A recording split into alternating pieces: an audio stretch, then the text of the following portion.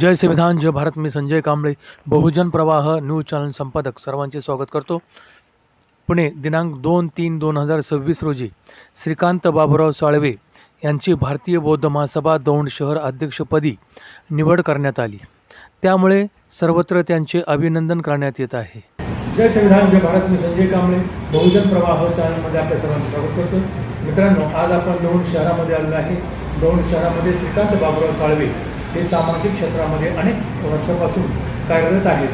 तर त्यांना आज भारतीय बौद्ध महासभेच्या वतीने दौंड शहर अध्यक्षपदी निवड झाल्याबद्दल त्यांची सर्वत्र कौतुक आणि स्वागतही करण्यात येत आहे. आणि त्याच अनुषंगाने आज आपण त्यांच्याशी थेट संवाद साधत आहोत. साळवे साहेब, आपलं बहुजन प्रवाह चॅनलमध्ये स्वागत आहे. तथागत गौतम बुद्ध, डॉक्टर बाबासाहेब आंबेडकर, तसेच महामानवांना अभिवादन. भारतीय बौद्ध महासभा जिल्ह्याने मला संधी दिली काम करण्याची. पहिले त्यांचे आभार मानतो. शहरातल्या लोकांचे, कार्यकारिणीचे आभार मानतो. आणि सर्व पत्रकारांचे, कार्यकर्त्यांचे सर्वांनी माझे कौतुक केले. आमच्या वडिलांपासून मी RPI, खोबरा गडेकर आणि धम्माचं काम, राईस मंत्रालय असतील, विकास कदम असेल किंवा विनोदराव मोरे आमचे सर असतील, यांच्या मार्गदर्शनाखाली त्यांचं काम करत आलेलं आहे. बरोबर. आणि इथून पुढं मी काम करत राहणार आहे. धम्माचं काम करण्याची जास्त आवड आहे मला. आणि पहिल्यापासून धम्माचेच कामं करत आलेलो आहे. आणि नवीन संपर्क चालू केलेलं आहे आम्ही. अच्छा. तर घरोघरी जाऊन बुद्धवंदना घेणार आहोत. आज दिनांक 3 तारखेपासून आमचे तहसीलदार श्रीकांत शिंदे यांच्या घरी आजपासून सुरुवात केली की आजपासून त्यांच्या घरापासूनच सुरुवात केली. बुद्धवंदना घेण्याची सुरुवात केलेली आहे. का आज पौर्णिमा आहे, त्या हिशोबाने त्या पद्धतीने आम्ही कार्य चालू केलेलं आहे. तिथून पुढं राहणार आहे.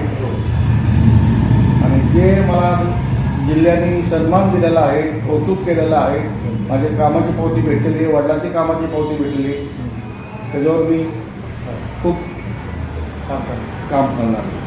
आणि दुसरा असा प्रश्न आहे की आपण दौंड शहरामध्ये आपण पाहतोय की धम्माचा प्रचार आणि प्रसार होत असताना काही विधिकार किंवा काही विधी आहेत नाही का, समजा बाबा विधीपुरताच बौद्ध धर्म पाळतात ते, आणि त्रिशरण पंचशील, बुद्धपूजा, धम्म पालनगाथा, हे सर्व बौद्ध धर्माचं लग्न जर असेल, लग्नापुरतं आणि माहितीपुरतंच वापरतात. आणि इतर वेळी ते सर्व हिंदू धर्माचे कार्यक्रम करतात. तर याविषयी तुम्ही त्यांना काय संदेश देणार आहे? त्याविषयी तुम्ही काय कार्यक्रम राबवणार? ज्यांनी भारतीय बौद्ध महासभेत शमनेर केलेला आहे, असेच विधिकारांना आपल्या धम्माच्या लोकांनी, बुद्धिस्ट लोकांनी त्यांनाच कार्यक्रमला, लग्नाला, विधीला, साखरपुड्याला, साक्षगंध असेल, कुठलेही कार्यक्रम आपले बुद्धिस्ट पद्धतीच्या आचार वास्तुक शांती झाली. ज्यांनी केलेला आहे. भारतीय बुद्ध सभेचे कार्यकर्ते असतात, या लोकांना दिले पाहिजे. नाही काय लोकांना मटका चालू आहे, दारू चालू आहे, अशा लोकांना विधिकार म्हणून दिसलं नाही पाहिजे.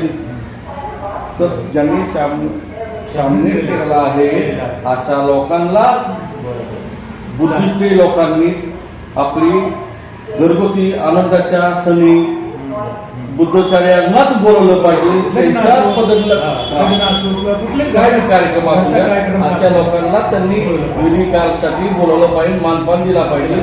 जो त्यांनी घातलेला आहे, जो त्यांनी केले. काही लोकांना विधिकारांना ही सुद्धा येत नाही, विधी येत नाही. बाबासाहेबांचा फोटो महागा असतो, पुढं ती लग्न लावतात, ते उपयोग नाही ना. ते साहित्य सुद्धा सरत नाही. बाबासाहेबांचा त्यांना फोटो दिसला पाहिजे, दिसल्या पाहिजे गौतम बुद्धाची, आणि मग ती विधी लावली पाहिजे. आणि काही लोक तर अर्धी विधी घेतात, पूर्ण विधी बी घेत नाही, काही उशीर झाला म्हणतात. तसं नाही केली का? असं करायला पाहिजे. तसं भुक्षुक लोक करतात विधी, आशीर्वाद दिला जातो, त्या पद्धतीने विधी होत नाही. मला पटत नाही. मी बघितली अडचणी, आणि आमचे विधिकार मध्ये चुकले असावे. बरोबर का? आपण बोलू शकत नाही. आणि ते लोक दादागिरी करतात, प्रभाव करतात, अशा लोकांना विधिकार दिली जाते. आणि आपण पाहतो की दौंड शहरामध्ये असे बी काही विधिकार आहेत किंवा जेणेकरून धम्माचं उल्लंघन करतात आणि राजकारण जास्त करतात आणि अशा लोकांनी धम्माचं काम करणं योग्य आहे का? नाही ना.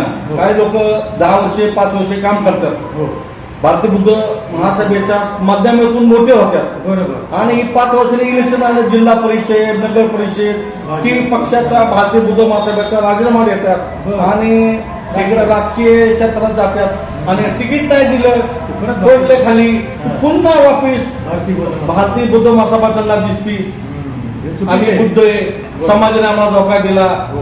अरे तुम्हाला समाजाने धोका नाही दिला, तुम्ही समाजाला धोका देताय. तुम्ही समाज कार्य करा, धम्माचं काम करा, तुम्हाला धम्म आशीर्वाद देतो. बरोबर. तुम्ही फक्त पैसा कमावण्यासाठी धम्मात येऊ नका, धम्माचं काम करा. बरोबर. तुम्हाला अशा अपेक्षा आहे. हो बरोबर. ठीक आहे ना? हो. आणि आपण पाहतोय की दौंड शहरामध्ये एक सामाजिक चळवळीची एक मोठी पॅन्थरपासून एक मोठी वलय आहे आपल्या दौंड शहरामध्ये. तर या दौंड शहरामध्ये एकीकरण नसल्यामुळं आपले अनेक गट पडल्यामुळं इतर लोक त्या सत्तेचा फायदा घेतात किंवा धम्माची आपली वाताहत होत आहे. या सर्वांना एकत्रित करण्यासाठी आपलं काय पावलं? आता इथून पुढं प्रत्येक बुधवारमध्ये वंदन घ्यायचा कार्यक्रम, मिटिंगी घ्यायचा कार्यक्रम प्रत्येक दौंड शहरात प्रत्येक बुधवार सिद्धार्थनगर असेल, भीमनगर असेल, बांगलादेश असेल, रेल्वे क्वार्टर असेल, कुठं तालुक्यात असेल, शहरात असेल, प्रत्येकाला जोडवायची कामं करायचे काम मी करणार आहे आणि जास्तीत जास्त बुद्ध धर्म वाढवायचे काम करणार आहे आणि एकीकरण करण्याचे जास्त एका झेंड्याखाली करून यावं. तुम्ही कुठल्या पक्षात असू द्या, कुठं काम करा, धम्मासाठी एकत्र आले. पण फक्त जयंती आली म्हणून तुम्ही काम करता, असं चुकीचं आहे, मार्ग बरोबर नाही. आम्ही मी जयंती साजरी करतो, बुद्ध जयंती साजरी करतो, पण नुसतं पैसे गोळा करण्यासाठी जयंती करू नका. किंवा कार्यक्रम फक्त केक टाकायचा, कार्यक्रम घ्यायचा, नाचवायचं आणि उपयोग नाही ना. गायन पाठी धम्मदान करा, धम्मदान करा. आज बुधवारमध्ये काही लागत नाही, काही मदत लागत नाही. काय बुधवारमध्ये जर रविवारी जेवण केलं जातं, जेवण घातलं जातं गोरगरिबांना, असे खूप आनंददान करतात. खूप जण आपल्या बुधवारमध्ये असे कार्यकर्ते आमचे राममित्र राय म्हणतात ते तिथं राबतात, सकाळपासून संध्याकाळपर्यंत राबतो, विचारा तिथं काम करतो. काम धंदा पाणी काही करत नाही, नोकरी नाही, काही नाही, पण तो बंद येऊन मुलांना तयार केलेलं आहे त्यांनी. लहान मुलांना आज 10 वर्ष झालं तो तिथं राबतो. त्यांनी मुलं विधिकार तयार केलेले आहेत. असे कामं केली पाहिजे दौंड शहरात, तालुक्यात सर्वांनी. आता आपल्या दौंड शहराचं पद मिळालेलं आहे, यामुळे आपल्या सर्व भागामध्ये, सर्व ठिकाणी, सर्व क्षेत्रामध्ये तुमचा एक सन्मान सत्कार सोहळा देखील होत आहे. तर तुम्हाला कसं वाटतं? शेवटचा प्रश्न. मला माझ्या स्वप्नात सुद्धा नव्हतं. मी आपला साधा कार्यकर्ता आहे. मी काय नाही का, ते एक परंपरा माझ्या वडिलाची जपलेली, लहानपणापासून वडिला संघ चांगले कार्यकर्ते पशी लहानपणापासून शंकरराव सोडून झाले, आरती खंडाळे झाले आणि तुम्हाला सांगतो कार्यकर्ते दौंडमध्ये बरेच होते आपले. बेनकडे असतील, त्यांचे वडील सुरेश पालसे होते, यांच्या संघ माझे वडील फिरायचे. त्यांच्या संघ मी लहानपणी वडिला संघ बघायचो, आचार विचार, त्यांचे बोलणं, ते कसे कामं करतात, कसं अर्ज देतात, कसं पळापळी करतात लोकांसाठी, गोरगरिबासाठी अर्ज लिहून द्यायचे. ते पहिले तर काय नव्हतं, कागदावर पेन बोलून लिहून द्यायचे कागद आणि असे अर्ज जायचे. आता तसे कार्यकर्ते राहिले नाहीत, बरोबर ना?